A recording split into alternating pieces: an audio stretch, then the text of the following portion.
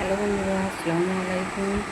তো আজকে দুপুরে আমার এই রেসিপি, এটা হচ্ছে ঝরঝরে পোলাও।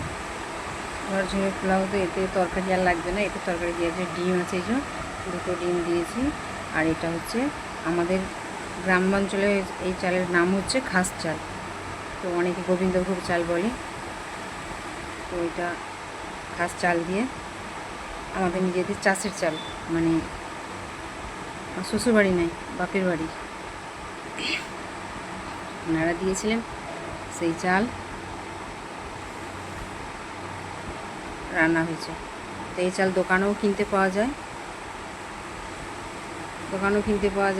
দোকানেগুলো অনেক ভালো পুরানো হয় আর নতুন হয়, চালটা ভাতটা বাড়ে। আর যেগুলো আমাদের গ্রাম অঞ্চলে যেগুলো নতুন পাওয়া যায় সেগুলো তো নতুন, পুরানো ওরা খায় না, পোকা হয়ে যায়।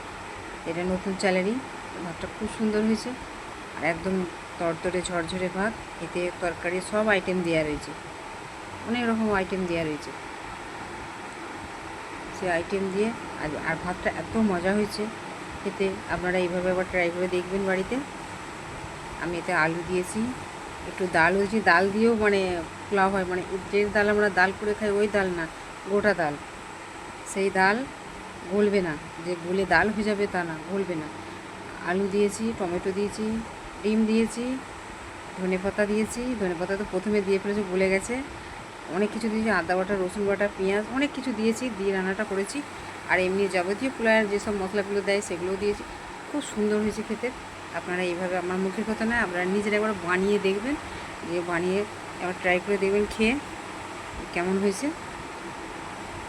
ভালো থাকবেন, সুস্থ থাকবেন, আমার জন্য দোয়া করবেন। যদি ভিডিওটা ভালো লাগে তাহলে লাইক, কমেন্ট, শেয়ার করবেন, অন্যকে দেখার সুযোগ করে দেবেন।